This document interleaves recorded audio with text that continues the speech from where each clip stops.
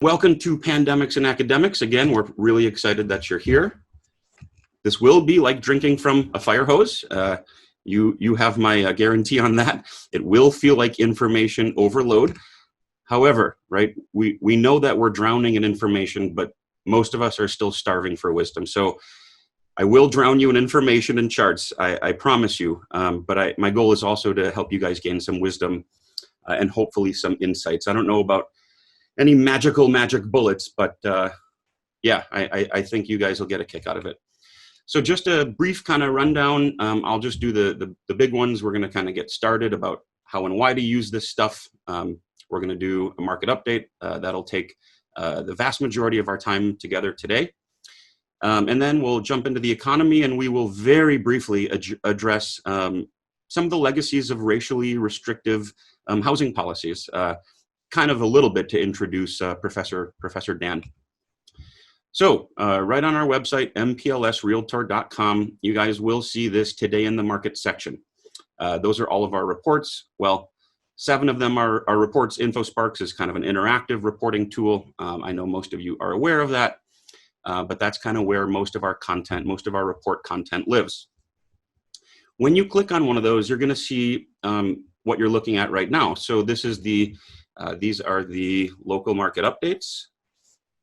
As you guys can see here, these will have, when you click on any one of these counties, you'll then see cities, every city within those counties. You guys will notice we've got our weekly report, our monthly, our housing supply report, and then foreclosures and short sales, as well as our annual report. So that's kind of how you get to all of it. I'll just give you guys a quick, little quick snapshot of, this is our monthly indicators for August. So you guys will see what's happened with seller activity, with contract activity, closing activity, market times. Of course, this is monthly, right? These are monthly figures. This is the year-over-year change for that month. These are year-to-date figures, and this is the year-to-date change as well. So year-to-date, right, seller activity is down 4% for the year so far. However, for August, it was up about 1.25%, 1.33%. On the demand side, a 20% spike in signed contracts. So August, pretty strong. Even for the year so far, some of you might be surprised to see this, year to date, signed contract activity is actually up 4.3%. So, the slowdown that we saw after COVID, a lot of that was made up and then some in the months that followed. So we can kind of see that. So this is kind of our high level report. It's for the whole Twin Cities region. I won't jump into every single area. I'll spare you guys, but this is just one report, one of our local market updates for Richfield, as you guys see. So in Richfield, right, new listing activity looks a little bit different than in the metro, and actually closings look a little bit different as well. Same goes for most of these indicators. 1.1 months of supply tells us that Richfield is a tighter market than most other cities across the metro area. So another way to kind of think about that, we showed you guys our high-level report, monthly indicators, and then we can dive into different areas. Most of you know InfoSparks not only lets you dive into various local markets, it also empowers you guys to look at market activity by price point, by property type, by construction type, and all sorts of different variables or breakouts. I used to cover this at the end. I was told to cover this at the beginning by a few attendees, and I think that's a good idea. So keep the feedback rolling. It really means a lot to us. Feedback is truly a gift. So applications, right? How the heck do we use this stuff? Do I need to become a numbers ninja or something? Well, not really, but you do need to understand some of the basics. So I'm going to walk you guys through how to apply this and how to think about it. So what's the benefit, right? Why should we care? Listing presentations, right? A lot of opportunities to use stats in listing presentations and open houses, even showings. You're doing some prospecting or lead gen type activities. Obviously, stats help with that. How about personal marketing? So it's me versus the market. Maybe in Edina, the typical days on market is 56 days, but my days on market in Edina is 38 or 42. I can market myself as delivering, right, better service, getting better outcomes for my clients, based on that. And I can prove it. I don't have to just say it and ask them to trust me. I can prove it. This is probably the biggest one, expectations management. Sometimes people think their $300,000 home is worth $375,000, and they're just wrong. So it's very useful and valuable to you guys to show the market realities and manage expectations that way. More strategic, more informed decision making. Of course, I like the term DDM, so data-driven decision making. Just thinking about forecasting, what's going to happen down the line. It is notoriously difficult to forecast in this environment, but we've got some data points that can give us some ideas. And then identifying growth opportunities, segment specialization. Are we seeing growth in new construction, right? A single family doing better than condos? What about geography? Are people looking at the inner ring suburbs? What's happening? Are we looking at the Hastings or the Monticellos, or what's happening with that? Especially as location becomes a little bit less important in the age of telecommuting post-COVID. So stats can answer popular questions. We're channeling our inner Gandhi here. I think we can all use a little bit more of Gandhi. Be the expert that you wish to see in the market, right? So are we in a buyer's or a seller's market? You don't have to wing it. Just look at month supply of inventory, right? We have a metric that can answer that question. Less than 4 or 5 months of supply, typically a seller's market. More than 6 or 7 months of supply, typically correlate to buyer's markets. Property types, right? Townhouse, condo versus single family. Are prices rising or falling? How long will it take to sell my home? How much of my asking price can I reasonably expect to receive? We've got metrics for all of these guys. So I know these are popular questions that you get. I'm sure most of you are using our metrics to answer them, but just in case, a quick reminder there. Okay, my friends, brace yourselves. Data analysis is coming. Let's hop into the market. Oops, forgive me. So just kind of getting our thinking hats on, as my fourth grade teacher used to say, buyer activity is strong, right? We have these 3 overarching trends. Buyer activity is, I would even say, remarkably strong. Some of you have even told us that it's a frenzy out there. So clearly something is going on. We also know that seller activity is relatively weak. Even though August showed a very slight bump, we're down for the year, and we really haven't budged off of where we've been, for many years. Inventory is, of course, as you all know, it's the biggest factor holding back sales, as well as frustrating buyers. We hear this from you guys. We see this in the data. We're hearing this from consumers, our friends, colleagues, family, you name it. So here's an interesting stat, kind of a depressing one. Active listings, or the number of homes for sale. This figure has declined 66% since 2010, while sales and population have only increased. So maybe we shouldn't be surprised what kind of outcomes we see from that really low supply, high demand type environment. Just a couple slides on rates, you guys. I know you're reading about this. Mortgage rates, record lows. Rates reach record low. Mortgage rates just hit a new low again. Mortgage rates fall to their lowest rate ever recorded again. Clearly, buyers have caught wind of this, and they are feeling pretty motivated, pretty incentivized to capture some of these rates, and maybe thinking about a little bit of a longer term purchase. So 30-year fixed rate mortgage. This is national, so this is not Minnesota or Twin Cities, just so you guys know. What do we notice? Well, first thing I notice is that, I have to pinch myself because I think I might be dreaming. 2.87% on a 30-year fixed, absolutely unheard of. As we saw, a new record low. I don't think the best economists in the world could have ever expected 30-year mortgage rates to go below 3%. In fact, many people were calling for rates to normalize a little bit, but then we saw this slowdown, then we saw COVID, and the Fed responded accordingly. So we can see, you guys, remember when rates at the end of 2018, remember when rates just about touched 5%, and we kind of heard buyers say, "Oh my God, 5% interest. How will we eat? How will we pay for the heat and electricity?" The truth is 5% is still a pretty darn good interest rate, but I think we are conditioned by the recent past, and we kind of expect, sub 4%. So we've been heading down since then. So let's just take a look at this. Let's beat this dead horse a little bit more. The last time prices were this high Well, obviously prices are at an all-time high, but the last time prices were even close to where we are now was '06. Well, rates back then were 6.75%. Now they're less than 3%.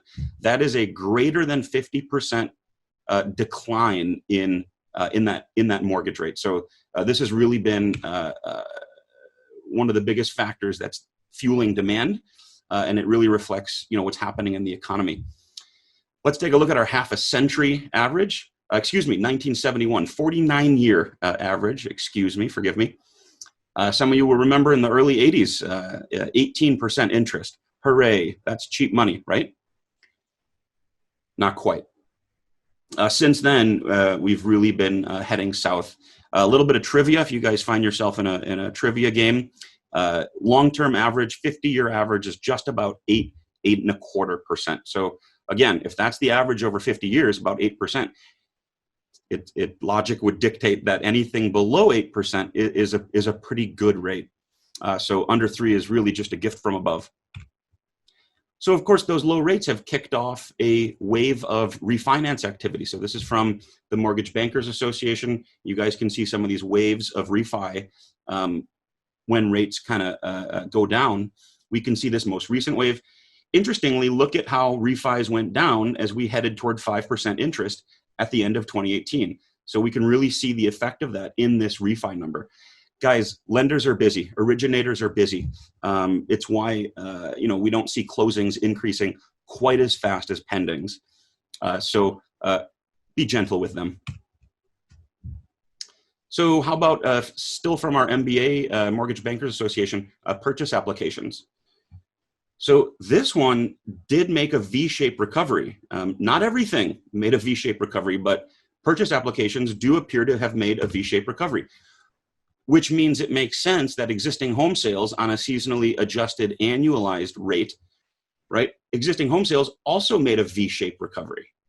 So we could have predicted that because purchase applications kind of made a V-shape, we could expect home sales to make a similar V-shape, and sure enough, they did.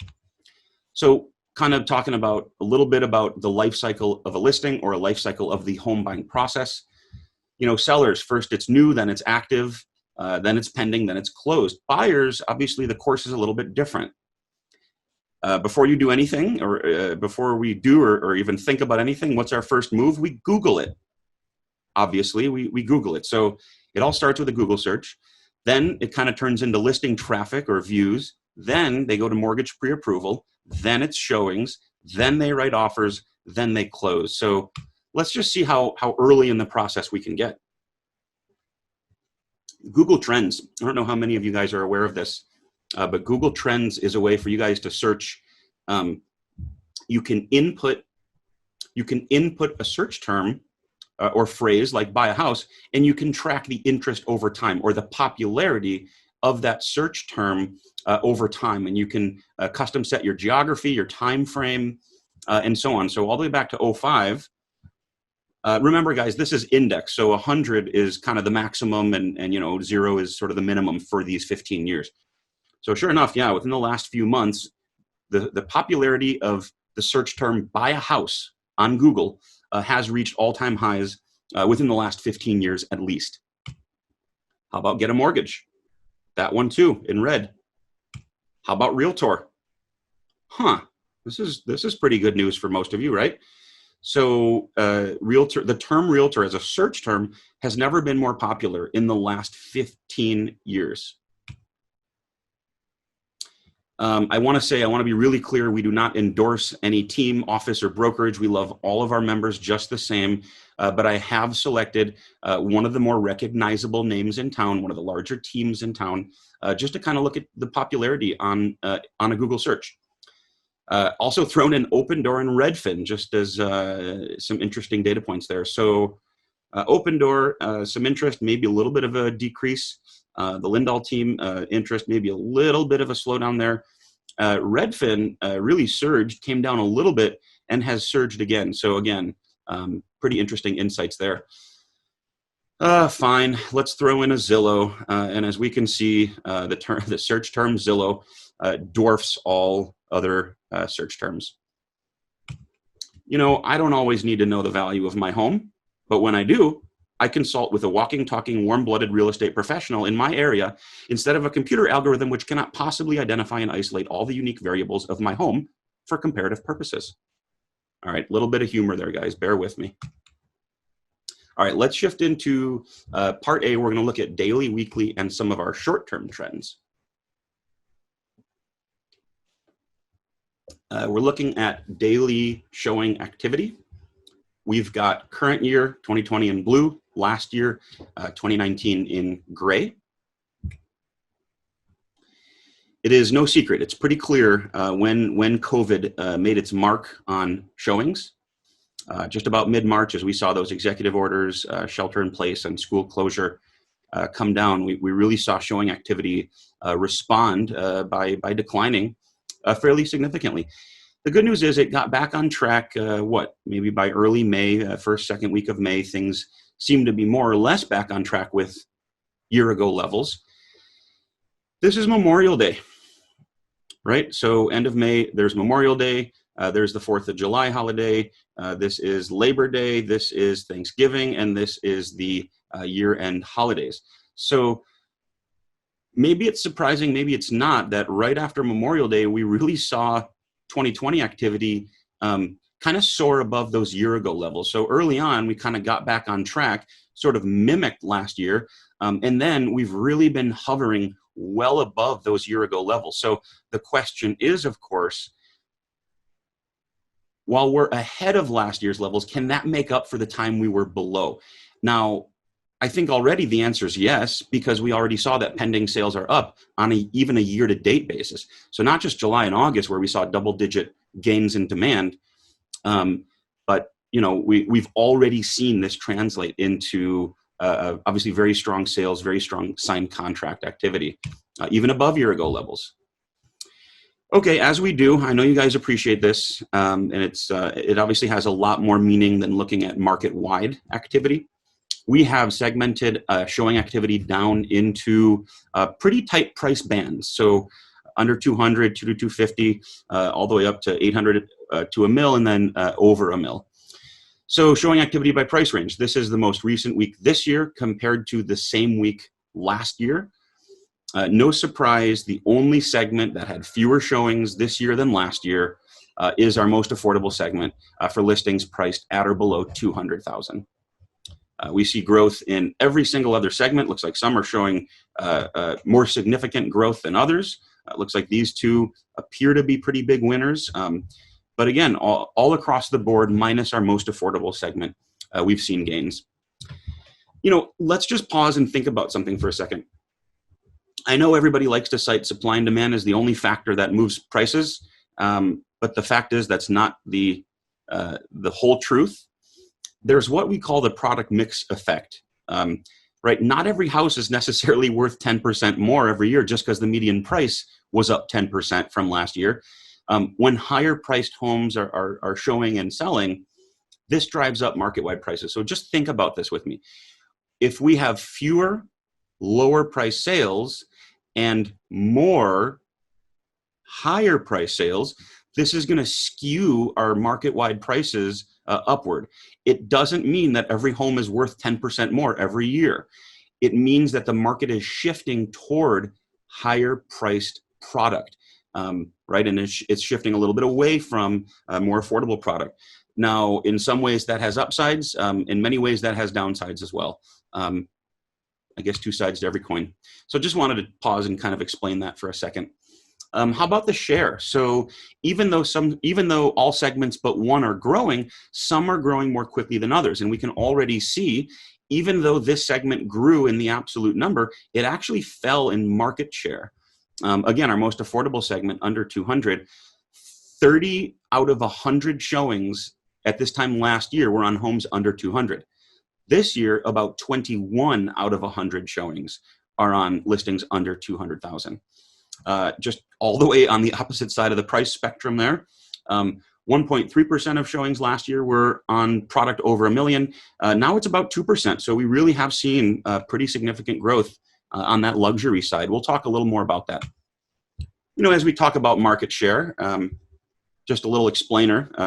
This is the most accurate pie chart you'll ever see. The custard color is the pie that I have not yet eaten, and this tin color is, of course, the pie that I have eaten. Don't worry, I'll fix that custard color tonight, don't you worry. So looking at this year-over-year change in showing activity now, I can already see a pattern. I'm seeing a decline in activity in our most affordable range. I'm seeing the strongest gains in showing activity in our luxury segments. Luxury is really rocking and rolling. Perhaps jumbo rates being very enticing and attractive could be fueling some of that. And of course, there's some other factors as well. But it's nice to see we're putting up pretty strong numbers, even in some of our, relatively more affordable segments, not our most affordable, but some of our, what I'd call our more affordable segments. These next two are some of my favorites. It really just puts it puts this year in context with the prior 3 years. So we are looking at, new listings for the Metro, and we're using this rolling weekly average. You guys can see pre-COVID, I like to use the term BCE, before the COVID era, and then AC, after COVID. I know those letters have different meanings to different people, but BCE, before the COVID era, right? We can see that new listings this year were performing quite well. There was actually a period of a couple weeks where new listings were the strongest of the last 3 years. And then enter COVID, and we are in the AC era, the after COVID era. And you guys can see new listings did get back on track, but they've really flatlined since, and they've been below the prior 3 years for quite some time. Something seemed to have happened at Labor Day here where we didn't see the decline that we've seen in prior years. So this is, again, 4th of July, Memorial Day, 4th of July, Labor Day. So we didn't see a decline nearly as significant. The decline we did see happened later. And then we kind of did the slingshot back to these highs. So it's nice to see this. I think we obviously need more product, more supply in the market. What's also interesting is that, look, you guys, starting in early August, new listings finally, kind of got ahead of the last 3 years. That should have been a good indication to us that we would see a gain in seller activity in our August monthly report. And sure enough, we did. But we could have predicted that, right? As we started to see some of these levels for August kind of hover above those prior years. Okay, pending sales. So this is a different picture. This is quite a different story. So again, in the AC era and the after COVID era, we can see what happened to sales activity. It did get right back on track, and it had no problem. Buyers had no problem surging to new highs, highest levels in the last 4 years by double digits. Again, still mimicking some of the trends with prior years, but hovering well above prior years. So let's just think about that again. Seller activity, pretty much below the prior 3 years. Buyer activity, well above the prior 3, at least since what, June? So again, very different pictures there. Let's take a look now at year-over-year monthly change. So change in new listings by price range. For August, we see losses. We see declines in our most affordable segments. And then we see gains, maybe in I'd call these our middle market segments, some of our first-time move-up segments, and then again, in our luxury segments as well. That's on the seller side. How about on the buyer side? Right, much stronger numbers, much higher, more consistent numbers. And again, we see a pattern here where we see losses in the most affordable, right? There just isn't that much product to list in these price points. It was nice to see a 4.5% bump in this relatively affordable price point, about $200 up to $250. And then, yes, the gains in demand only increase as you go up the price spectrum. So a nearly 70% gain in signed contracts over $1 million. Let's just pause and remember, guys, sometimes you have small sample size. So if we go from 10 to 17, well, guess what? That's a 70% increase, but it's only from 7 additional contracts. There aren't that few, but just so you guys know, as you get into these thinner markets in these upper echelons here, you sometimes see more volatile activity, more volatility. So as I do, let's co-plot these together and kind of take a peek at how they correlate to one another. So we're looking at changes in, oops, I think we got. All right, we do have our second poll that's being launched now. So you can hear my voice. Come on back to the screen that you should already be at, and let's get the poll answered. You're gonna have about 40 more seconds to go ahead and get that poll answered. Again, there is a poll being launched right now. Excuse me. Go ahead, David. Beautiful, thanks, Janetta. Yeah, so we're looking at change in new listings in gray, change in pending sales in blue, and this is August of this year compared to August of last. Let me just tell you guys what I notice. Demand growth is outpacing supply growth in every single price range over 250,000, right?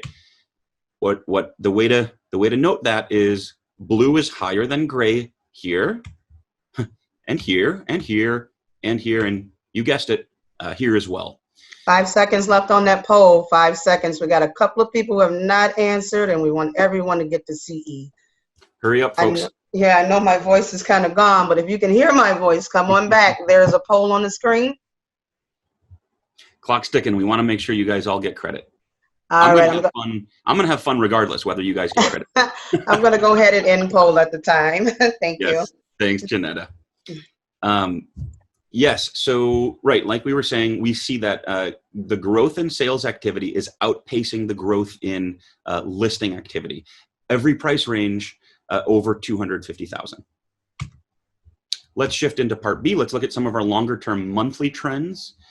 This is August new listings. As you guys can see, we are trending this all the way back to 2003. What I like about that is you can kind of see the run up into the bubble, the decline into the Great Recession and the mortgage and housing crisis, and then the recovery since, sort of beginning in maybe in 2013 or so. Just like we were saying, guys, new listing activity has been pretty flat. You know, if you ask me, since 2013, right, it's kind of been in the 7,000s. I suppose it's now roughly 8,000, but it really hasn't increased all that much. This is frustrating for so many buyers.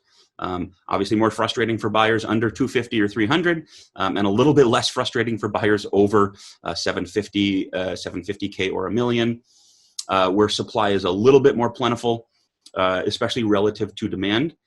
But yeah, you know, it was nice to see in August. It was nice to see that 2.7% bump. I think that's exactly what buyers want. We need more supply if we're going to fuel or continue this demand, the really strong demand that we've seen. Speaking of really strong demand, nice little segue there. Every now and then something works out here. August pending sales, 20.5%. Really strong figure. You guys will note 7,200, 7,230. That is the highest August on record, going back to 2003, but likely since 2000. The North Star data for us is only valid as of 03. There was kind of a data conversion where we weren't able to archive, I should say they weren't able to archive some of that historical data.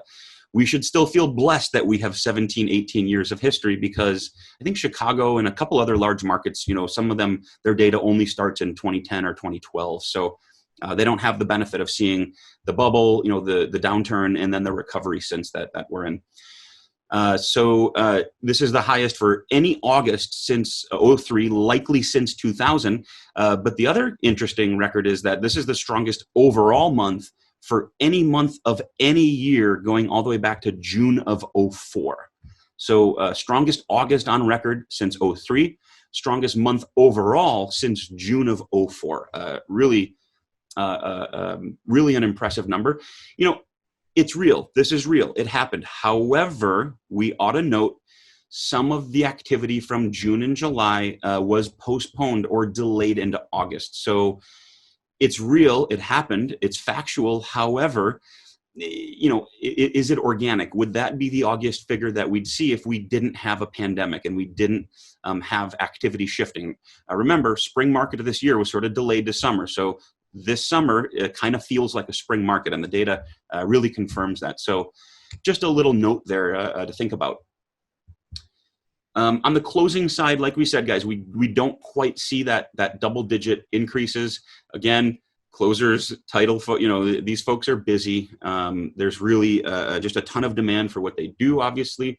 But 6,800, I still see that is highest since '05. So again, roughly 15-year high, even for closings.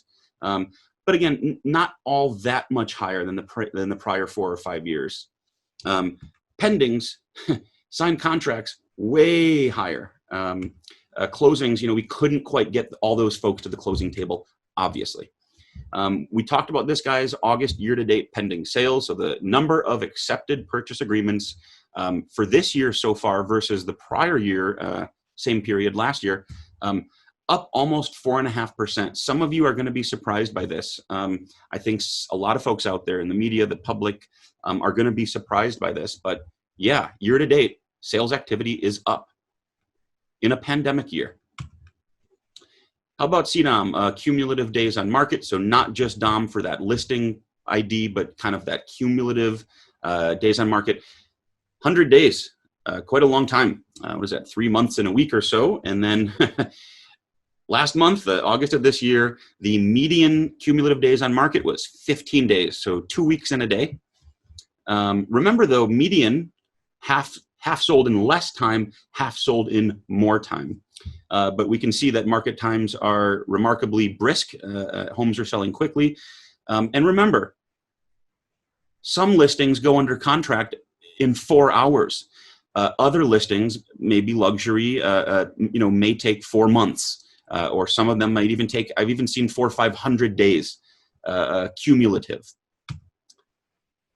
Yeah, I won't spend too much time on this. Just note that original list price at about $315, but look at sales price. Oops, sorry guys, that's June. Well, let's talk about this. So June, prices rose 5% from last June. August, prices rose almost 10% from last August. So the rate of growth, 5% in June to 2 months later, 10% in August, the rate of price growth has just about doubled. Do you think everyone's income is increasing at 10% per year? I would bet not.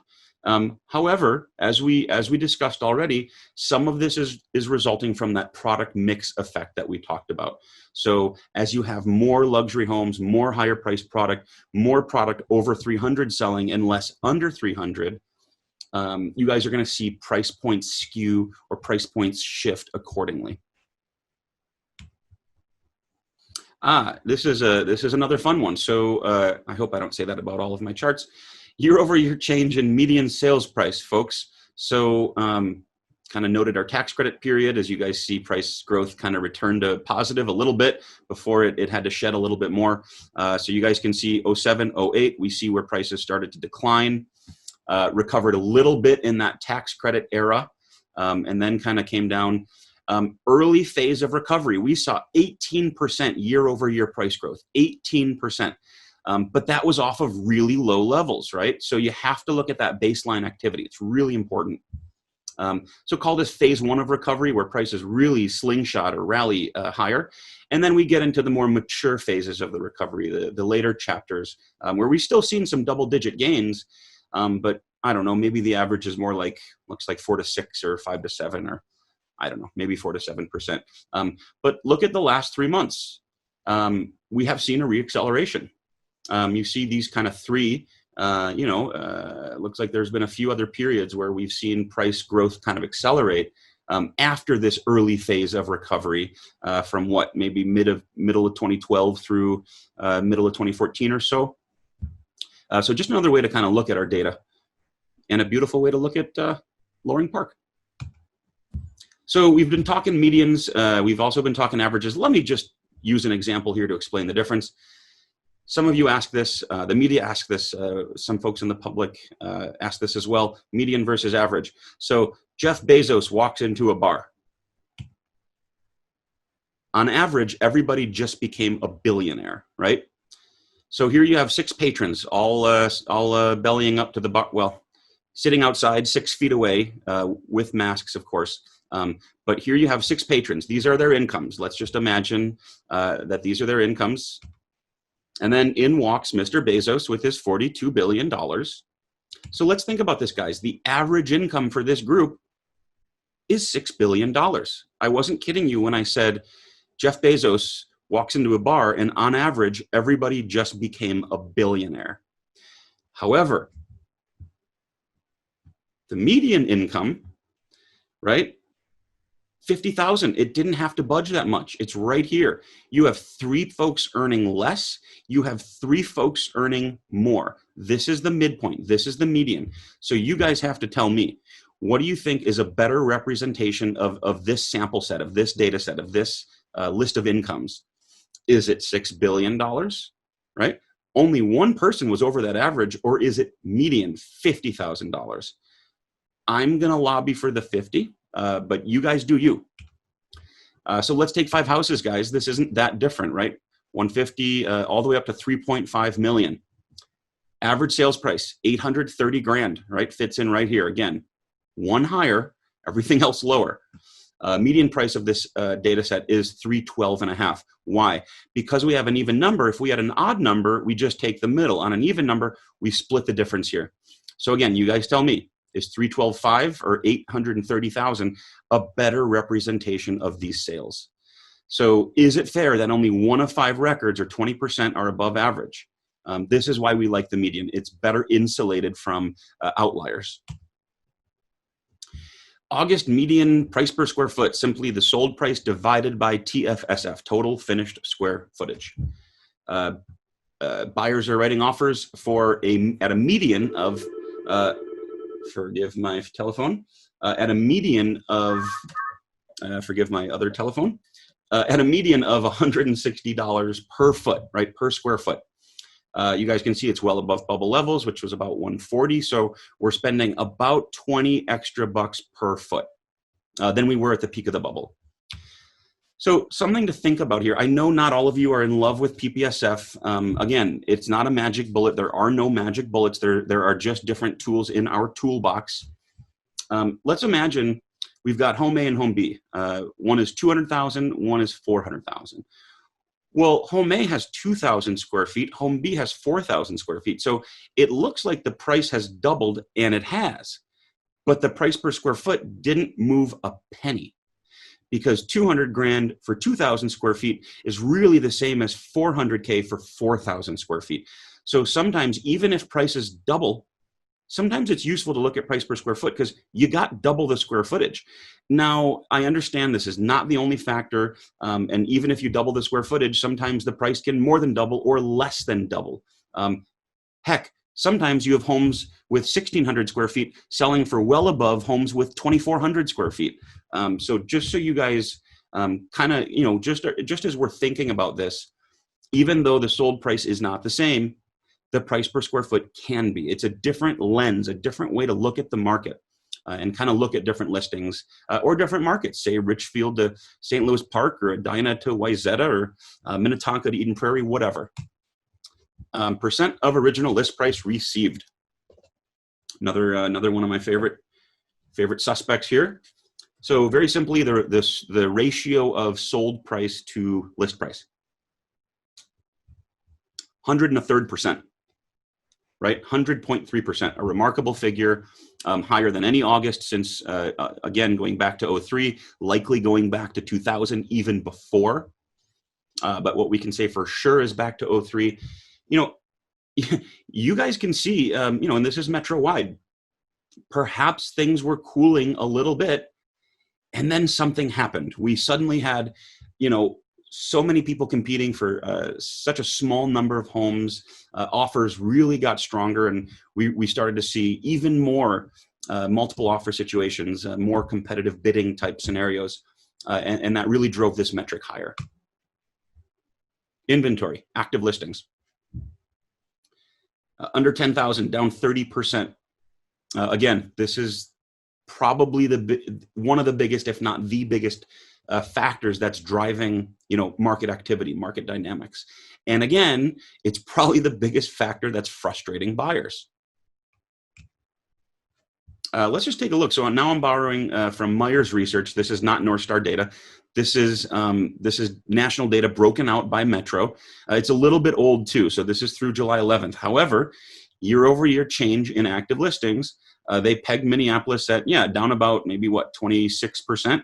So our data shows maybe more like 29. Sometimes they're not including new construction, or sometimes they're just looking at single family. So the methodology can differ. There can be methodological differences. I always like that word, methodological. So month supply of inventory, unsurprisingly, right? This too is at 15, 16 year low.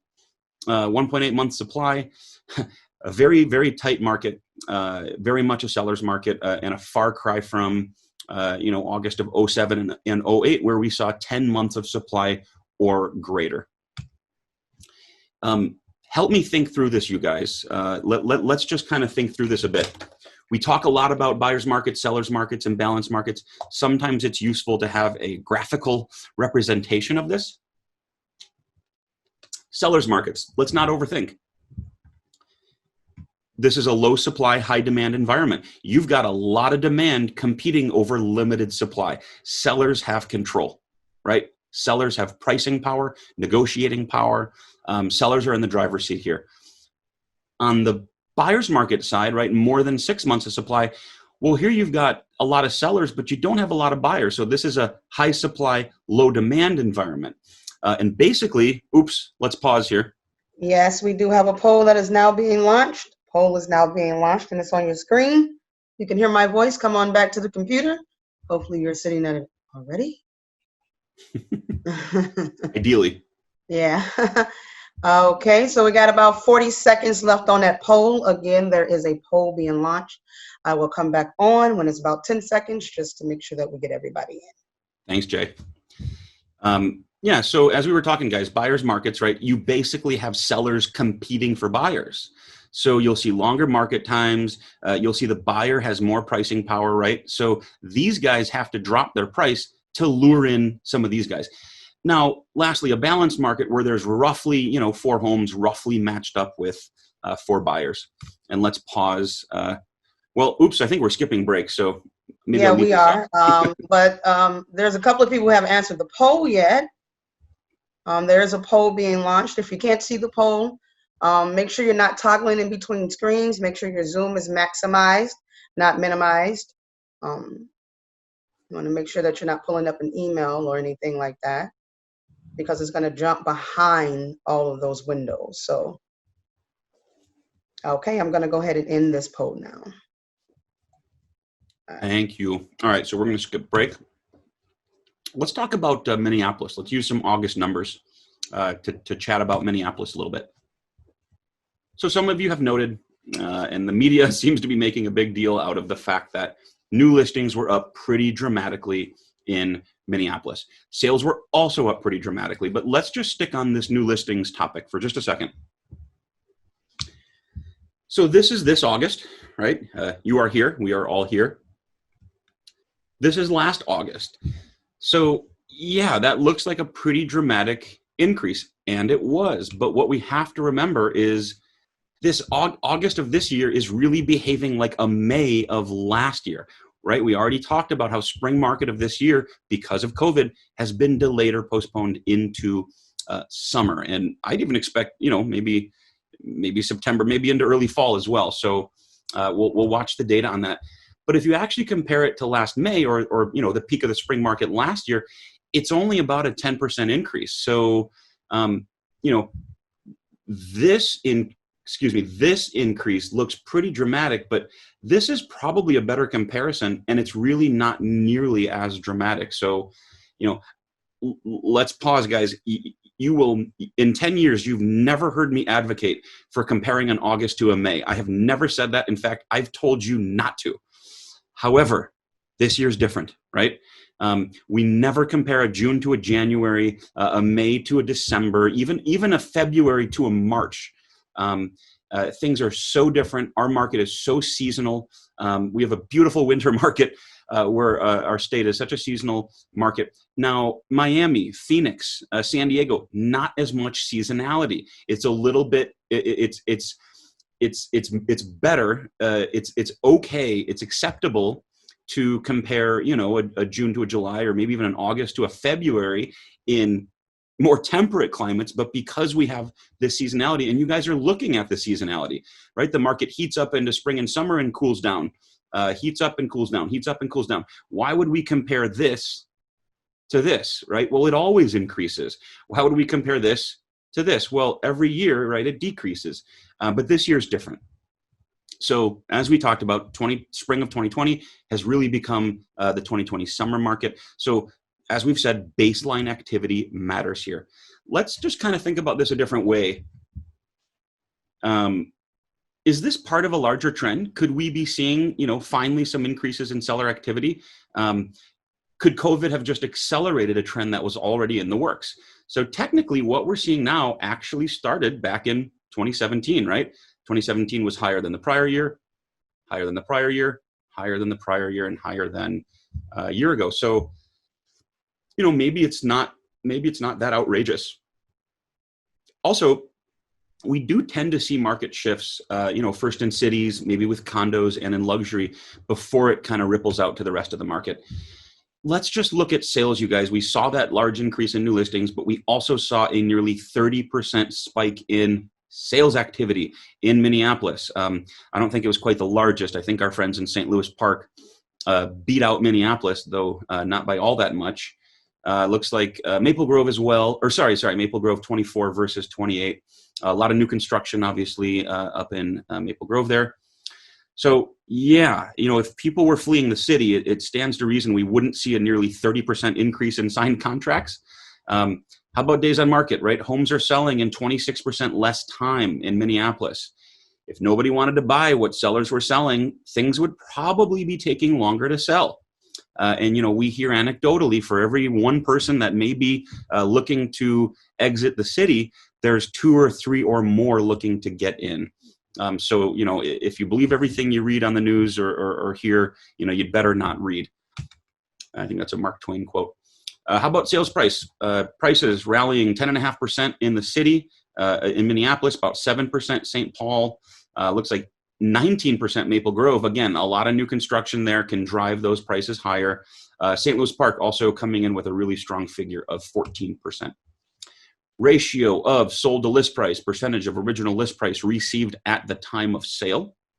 Minneapolis, 100.8%, almost 101%. St. Paul, a little bit stronger. Brooklyn Park and St. Louis Park also stronger, although Plymouth and Maple Grove a little bit weaker. I think this has to do with price point. As you climb the price ladder, usually percentage of original list price tends to contract just a little bit. You know, so metro-wide, we already saw that 100.3 figure, right, 100.3%, but sellers are getting even stronger offers in the city, even better. So this is Minneapolis, not the Twin Cities, so this is just the core city. So, right, there's the 46% increase. New listings in Minneapolis were at their highest level since 2007. Pending sales in Minneapolis, nearly a 30%, right, 685. Pending sales in Minneapolis are at their highest level since, wait a second, 2005? Wait a minute. You're telling me that Minneapolis new listings are their highest since 2007, but Minneapolis pending sales are their highest since 2004? Get out of town. Interesting. So the sales record in Minneapolis is a much longer record than the listing record. I don't think, maybe many of you wouldn't expect that. I think a lot of folks in the media and out there in the public may not have expected that. But those are the facts. So sticking on Minneapolis, we saw this 100.8%. I want to just put that in context, right? What was going on here? Clearly something was going on here. Oh, that's right. It was that tax credit, right? So kind of an exceptional year there. And, you know, we can see something's going on here as well. We saw a large jump. So something's happening in the market in these 2 years, and we know what they are. So let's talk about segmentation a little bit. I know a lot of you enjoy this. It's really important not to only talk about the market in kind of general, high-level platitudes. It's important to dive into different segments, different price points, and different areas, as you guys know. So this is median percent of original list price. So this is, again, that ratio of sold to list price. single family in blue, townhouse in green, and then our condos in red. So actually, what I notice is that townhomes and single family sellers have been getting 100% of their original list price for some time, several years even. That's on the median. Some are getting 105%, others are getting 80 or 90%. So that's the median. Your mileage may vary, your experience may vary. What is so interesting to note here is that actually condo, based on this metric, that ratio of sold to list price, the condo market seemed to be cooling just a little bit. And actually, it started exactly a year ago. August of 2019, condo sellers started to get slightly less of their asking price. So, when we talk about some of the changes we've seen to the condo segment, and there have been changes, as we talk about those, sometimes we act like they fell from the sky or that it's all COVID related. And the truth is, there has been a little bit of a trend shift in this condo segment for about a year. How about new construction? Here's our new construction in blue. Pending sales, August, rocketing 46% higher. But it's only from 450 to about 660. So a large percentage increase, but maybe not large on a numerical basis. How about our existing or resale homes? All right, up about 19, 20%. But as we can see, it is the vast majority of our market. So let's just do some quick back of the envelope math. So you blend these together, you get about a little over 7,000. So 650 out of 7,000, little less than 10% of our market. Let me add, that's just based on the new construction sales that are entered into MLS, either active to under contract to sold or entered as comp sold. But remember, a lot of those, well, I don't know about the majority, but there's a good handful, a good amount of those that don't make it onto the MLS. So we're underreporting on that.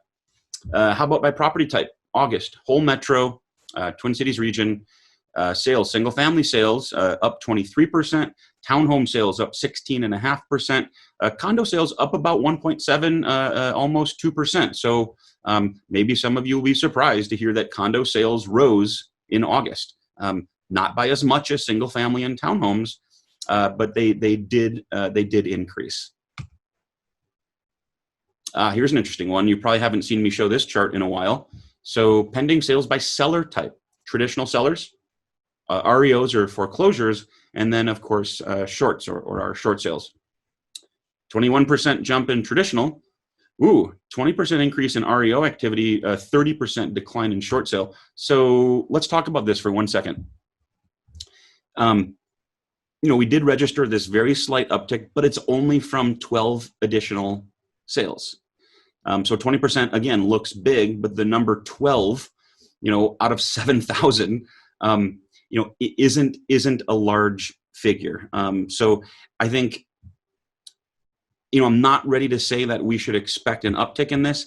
I think a lot of it depends on what happens with forbearances, moratoriums, or I should say moratoria, I think, jobs, incomes, and so on. So there's a lot of variability here, but it's something that we're obviously going to be watching and monitoring. Okay, so how about sales activity by price range? Here we have our most affordable segment under 250. We see an 8%, 8.5% decline there. And we see increases across the rest of the price spectrum, up 37, 38% for 250 up to 500. And then looks like our winner is million plus, believe it or not, 55%. But again, it's only from 90 to about 140. So, 50 extra contracts, but when you're talking out of 90, yes, that's a greater than 50% increase. Let's stick on luxury for just a second, right? We've seen some slides and charts here that suggest this luxury market is flying high, and sure enough, just for August, we've seen a 12.5% bump in signed contract activity. Year to date, we're only 20% below year ago levels for the same year to date period. Remember, you can do a little bit of math here. So let's see if we're through August. So, once we're through September, that'll be what, 3/4 of the year. So the equation would be 644 equals 3/4 of X, right? So 3/4 of what equals 644?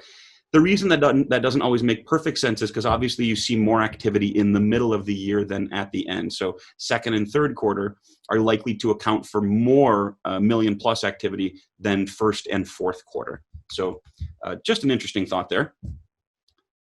Pending sales activity again, metro-wide. How about by square footage? You know, are folks buying bigger homes? This is what we hear. So 1,500 square feet or fewer, we saw a 7% jump in signed contracts. You know, a solid number, but not nearly as large as some of these other segments. You know, I don't see a huge difference. Looks like the range is 25 to 30% gains for all of our other sizes, all of our other home sizes, square footage ranges, if you will. So, you know, yeah, I mean, I suppose 27% versus 25, yeah, maybe there is a little bit more demand on the 2,000 to 2,500 and even 2,500 plus range. August pending sales by bedroom count. So this one's related, obviously. 4-bedroom homes tend to have more square footage than 1 or 2-bedroom properties. So here we do see, we do tend to see a little bit more of a pattern, a little more of a clear-cut pattern here, where the biggest gains do seem to be in 3 and 4-bedroom homes.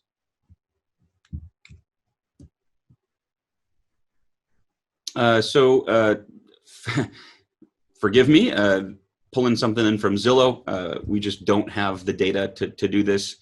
This is national. So Zillow is looking at rural, suburban, and urban zip codes. And they're asking the question, what share of the for sale listing page views happened in June of 2020 versus June of 2019? So a little bit dated, couple months dated. Forgive me for that. They don't have an update. And I still think there's things we can learn from this. So page views of rural listings, 21.2% up to 21.4%, a small bump, but a bump in our rural communities. Suburbs, obviously the vast majority here, 62.6% of page views were on suburban zip codes, listings in suburban zip codes, versus 62.2% in June of this year. So technically suburban listing page views were down ever so slightly. Urban, 16.2% up to 16.4%. So technically an increase. Guys, there's not a lot happening here. And I think that's the point, right? That's the point. We haven't seen major shifts, you know, in page views of these different community types. This is another interesting way to think about this. So change in year-over-year share of sales sold above list price. Urban homes in yellow, suburban homes in blue. Again, we really just don't see all that much of a difference. Of course, you know, as COVID came into the picture here in April, yeah, you did see both urban and suburban zip codes saw fewer properties selling over, selling above that list price. You know, we can start to see that change kind of coming back to life. Again, that's back in mid-July.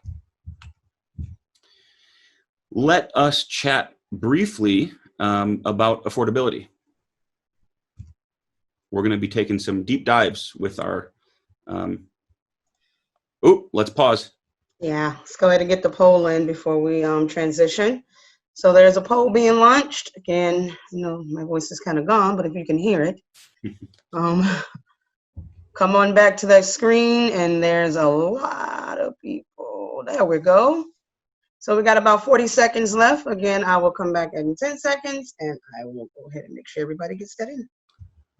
Thank you, my dear. Okay, so we're going to take some deep dives into affordability with our affordability dog, Scuba Sam, gender neutral.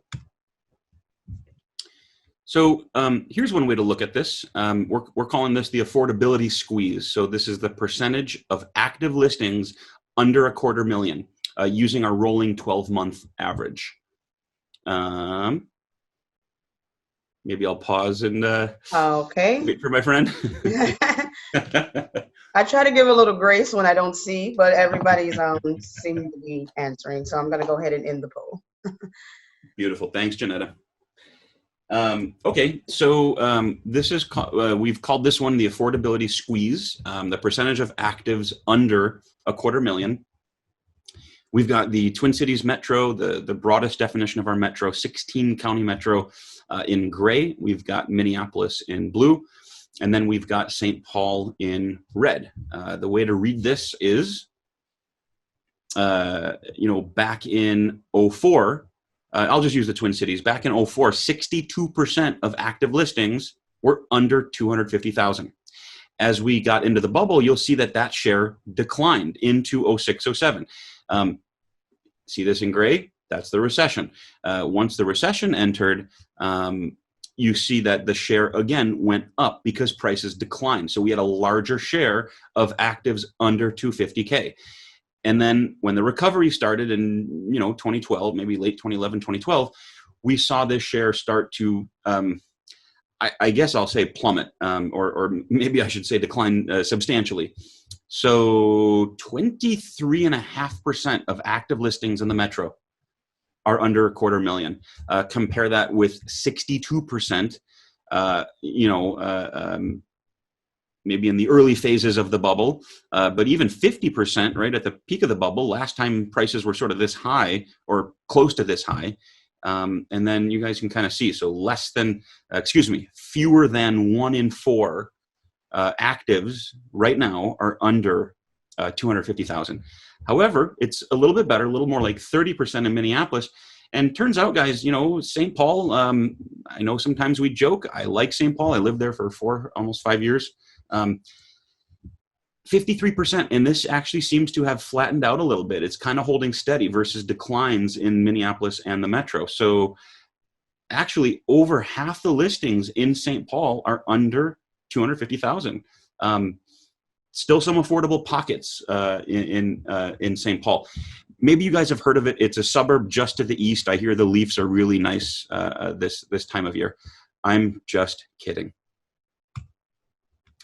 Okay, the affordability squeeze, monthly PITI payment on the median priced home. So this is your all-in principal, interest, taxes, and insurance payment. We make some assumptions. We assume 10% down. I know a lot of folks are doing 3.5 and 5. Some folks are doing 20. So we kind of tried to go in the middle there. We also assume a 1.2% tax rate because that's the average for the metro. Again, your mileage may vary. And then a 0.5% insurance rate. The numbers couldn't really be prettier here. Income is the typical household, the median family income is just about 100,000 even. And the percent that goes to housing is 19%, or about 19,000. And that typical monthly PITI payment, just about 1,600. Now, some folks are well above that, and some folks are below that. What's so fascinating to me is that even though prices are above 2006 levels, payments are not. How amazing is that? Again, something that I just don't think is, I think it's underappreciated, and I don't think most folks are aware of this. Now, remember, this is just on the median priced home. What's the big factor here, you guys? We started off with it. Interest rates are now half of what they were back here. That's why payments are less. Even though prices are higher, payments really aren't. So I know we talk a lot about affordability challenges, and we do have them. However, this metric, this indicator, can sometimes, I don't know what's the word. It can complicate our thinking. It can add some nuance to our understanding. All right, another way to look at this, the percentage. So that was payments. How about the percentage of pre-tax median income spent on the mortgage of that median priced home? So again, I know that's a lot of things, but just think of it this way: how much of my pre-tax income am I spending on a typical home versus what's my monthly payment on that typical home? So here, back in '06, we were spending 25% of pre-tax income. So that would be, that is the highest we've been in since '03. You guys can see as prices went down, we only had to spend 13% of pre-tax. Now, as we saw, we're back to 19, 20%. It actually went down from 2018 into 2019. Obviously, we don't have incomes yet, so we don't have this year, but I want to show you guys this trend. There was another time where we went down from 2014 into 15, and then it looks like we were kind of accelerating, and then we took a pause again. I do expect this to continue to accelerate. Well, I should say continue to rise, maybe not accelerate. So pretty interesting.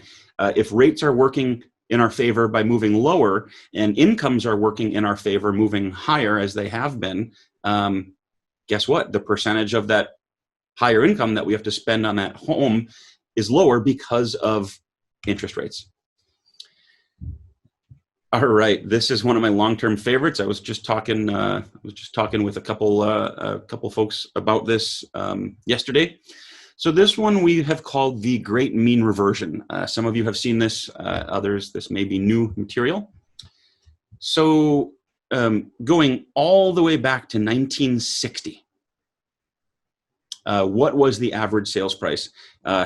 Yes, you're right. You heard me mention we can't go back prior to 03.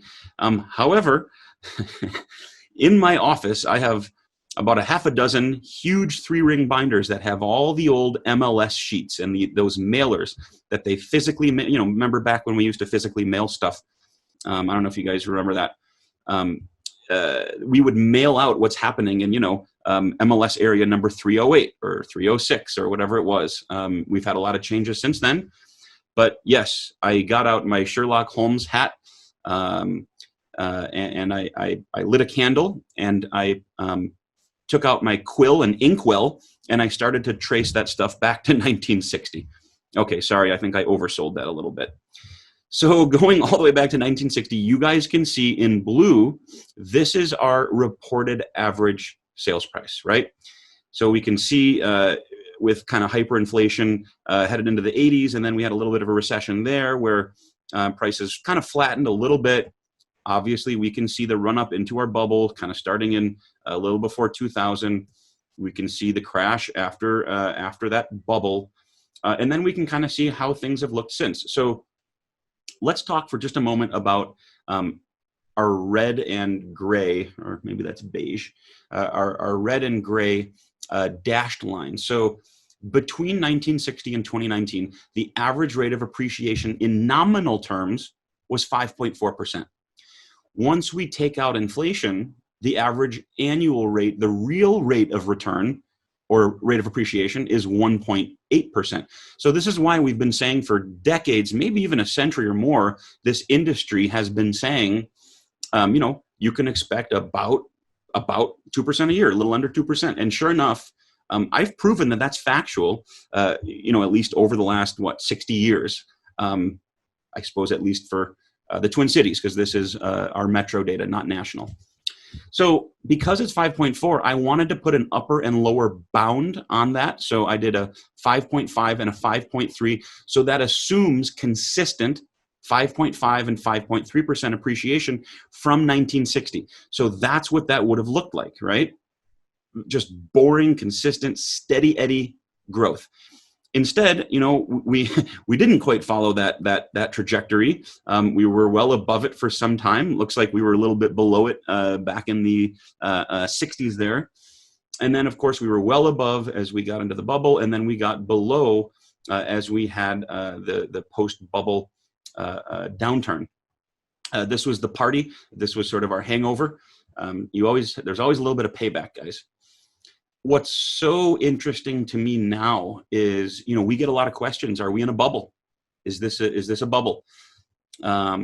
Maybe more so before COVID, but now that we've seen what's happened after, maybe that question is even more relevant now. I know you guys get asked that question a lot. This is what's so fascinating. We're actually not back in the channel. We're below the channel. So if this is indeed our rate of appreciation, which it is, and we've got a plus or minus 0.1% bound on that average rate of growth, right? We're actually not back in that channel. Based on that, and I know this is going to sound like a radical idea, based on that, you could argue we're undervalued, right? You could argue that we have not kept up with that long-term rate of appreciation. And I think that's an interesting thought. I don't know that I would go around town and go around in social media, saying that our housing market is undervalued. However, again, it's another quiver, it's another arrow in the quiver, another tool in the toolbox to kind of think about market activity, market health, whether prices are, where they ought to be. Are they a little high, a little low? I'll say that they're pretty much back on track, but technically they're still a little bit below that lower bound. So, it's like a pendulum. We overswing center. So here we were a little above. We had to overswing center and get a little bit below. And then, hopefully we're kind of settling back into the middle, or what an economist might call equilibrium, market equilibrium. Oops, there's a lovely snapshot from our sculpture garden. Let's talk now for just a couple minutes about the economy. And I want to run through some of these here. So V-shaped recovery. Housing has made a V-shaped recovery. The economy has not. Right. So we came down pretty hard, and then we came up, nicely so far, but we've sort of started to slow down just a little bit. And, the trajectory that we take obviously depends on the course of the pandemic. There's a lot of alphabet soup here, guys. Swoosh, U-shape, W-shape, V-shape, I-shape, L-shape, K-shape. I have heard them all, and I don't know, it's kind of entertaining. 0% of economists expected a V-shaped recovery. I think that's interesting. Okay, pretty quickly here, guys. GDP, clearly something's going on here. You can see a 30% plus decline in GDP. We've never seen anything like it. I'm not going to sugarcoat it. Unemployment, we are moving in the right direction, right? We've got the U3 and the U6 rates. U3 is the most common. It's what you read about and hear about. You guys can see just how quickly unemployment spiked, but it has come down a little bit. Change in number of jobs, right? We added about 1.4 million jobs in August. Seems like a good number, and it is. But let's just look at this chart really quick. So we lost 20 million jobs here. Let's see, what is that? Is that April, May, June, July? Sorry. Well, yeah, so I was off a month. So some people are looking at this and saying, okay, we added 4 million, then we added, 1.4. Hey, we're back on track. We're back above the line. Well, we've gotten back to job growth, but we haven't gotten back to the number of jobs, right? So, right, we are about halfway back. And remember, 20% of these jobs added are census workers. 2020 is a census year. I think it still is. I don't know if that's canceled in 2020. I think it's still a census year if we can get an accurate census reading. I know there's some forces acting against that, but the census is wildly important for so many reasons. So yeah, we have not gotten back to pre-COVID job numbers, even though we've gotten to positive job growth. There's a big difference. I want you guys to note that. This is the long-term trend going all the way back to 1939. You guys can just see the impact. You can see how that looks. Really the most remarkable thing we've seen. 50% of the job losses, as I've noted, have come back. 61% of construction. I think a lot of this is residential. I know commercial and retail aren't doing a ton of new building. In fact, they're downsizing and contracting. Only 14% of government jobs have come back. I thought that was pretty interesting too. Again, let's not sugarcoat this, you guys. Professional business services and financial activities, these are pretty high income, pretty high earning jobs or sectors. And not as many of those have come back. Really prime candidates for home buyers there. How about this one? Kind of a funny one, a forced savings rate. Wow, an 18% savings rate. Well, guess what? Everything's closed. There's nowhere to go. Where am I going to spend money? Sorry, I crack myself up sometimes. So you guys can see, the savings rate went sky high, 33, 35%. Even when we used to be responsible back in the 70s, right? We barely got above 15%. We're now at 18, and at one point we were at 34.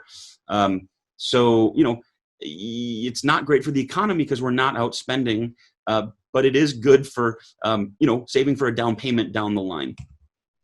metros with the lowest implied unemployment. You guys will see we just snuck into this list, Minneapolis, you know, among some of these higher performing metros. Maybe some of you are surprised by that. I'm not. Lumber wars, right when we need them least. 2020, lumber prices, yes. Guys, I've said this before, I'll say it again. Trade wars aren't good things. Tariffs aren't good things because they lead to counter tariffs, and that's a trade war. It's harming housing. It's harming real estate. I know some expected the current environment to be a little more friendly, and our government and administration to be a little bit more friendly to real estate. But you know, a 24-25% tariff on Canadian pine just isn't helping our builders at all. Last couple here, guys. You know, we know there are disparate impacts, and I'm kind of leading into what Professor Trudeau is going to talk about later, but we know that there are disparate impacts. So how about the percentage saying that they or someone in their household has lost a job or taken a pay cut? Well, 61% of Hispanics, 44% of Blacks, 38% of whites, right? You guys can kind of see how that looks here as well. Our younger communities, our more diverse communities, our communities with that are have lower educational attainment and are lower income groups or cohorts. Those are the folks that have been harmed the most. We know the impact is not felt evenly across our country, across our community. So percent of respondents saying they have blank since the COVID outbreak. Used money from savings to pay rent or bills, had trouble, gotten food from a food bank, had problems paying my mortgage. Here again, you guys, we can clearly see some differences across our groups. So, you know, when we say, you know, we're doing well in Minnesota and Minneapolis, we have some of the worst gaps in the nation. Speaking of gaps, this is my last one. I just have one slide to address the legacy of housing discrimination. And that is looking at the home ownership rate by race. Statewide in blue, Minneapolis-St. Paul Metro in gray. For our Caucasian community, about 76%, pretty even. For our Asian American community, about 60%. So our second highest performing group, our Latinx community, our Hispanic and Latino community, just about 49%. Our American Indian or Native, Alaska Native community, 48% in Minnesota, but less in the metro. Pretty interesting to think about home ownership among First Nations and on tribal land. I thought that was a pretty interesting difference, and by far the biggest difference in greater Minnesota versus the metro. And then our Black and African American community with a 25.5% home ownership rate compared to 75% in the Caucasian community. That may not be fun to talk about, but it's really important to talk about. Speaking of talking about it, I want to give a plug, guys. Do not miss. Please don't leave. Hold on, David. Sorry to interrupt. One last one. People are dropping off. Please don't leave because there is a last poll. I see people are logging off. I just want to put that out there, okay? Okay. Uh-oh, I've ruined everything. Did I go a couple minutes long? Sorry, guys. So just going to give a plug, guys. Don't miss Professor Trudeau's class at 1 o'clock today. It's Housing Opportunities and Racial Disparities in the U.S., How the Past Informs the Present. It's going to be terrific. He's a remarkably intelligent, talented, and accomplished professor. So please do give that a visit. I think you guys will get a lot out of it. And with that, should we wrap up? All right, we're going to go ahead and launch our last and final poll. Unfortunately, I lost a couple of people, but hey. So if you see the poll, go ahead and answer. This is going to be our last poll. There are 5 Q&As. So David, if you don't mind sticking around, and we can clear those out. And if you have any questions for David, you can go ahead and stick around for those as well. Again, there is a poll being launched, and there's quite a few of you who have not answered. Please get the last poll in. I would hate for you to have sat here for an hour and a half and not get any credit. Okay, if you have answered the poll and hit submit and it has went away. You can now leave the class. You will be directed to a course and instructor evaluation that we ask that you fill out, because your feedback is greatly appreciated. Everybody's saying thank you, David, and thank you, David, because you're so awesome and so awesome. Absolutely. Couldn't do what we do without you guys, without the support of our education team and our membership and even our accounting team, and certainly my marketing, communications, and engagement team. So want to give a shout out to the rest of the team. You guys might hear more from Eric and I, but that doesn't mean that we could do what we do without our team. So I really want to give a shout out to the whole Mark crew. Brad has a couple questions here. So a clear definition of a new listing. So this is any, actually here, maybe I can weave in a little bit of a quick demo here. So this is anything that is, I'll show you guys exactly, anything that's been listed during the month. So if you were listed in August, that's what we call a new listing. So it's just a count of the properties that have been newly listed on the market in a given month. So 7823 this August compared to 7720 last August.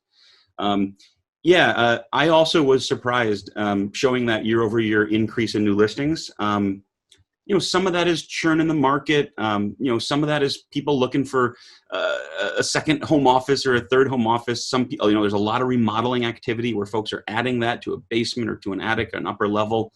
There's a lot going on there, and I too was a little bit surprised.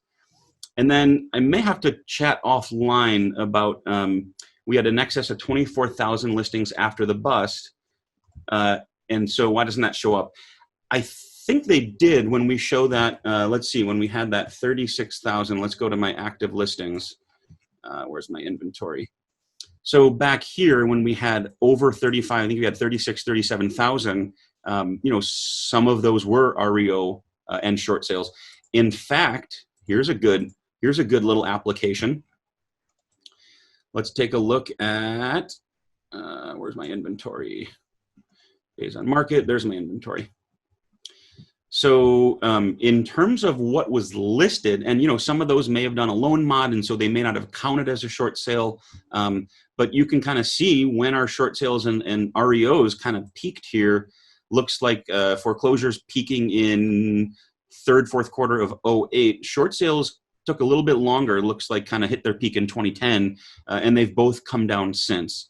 So, I know a lot of those have, come online, but perhaps not all.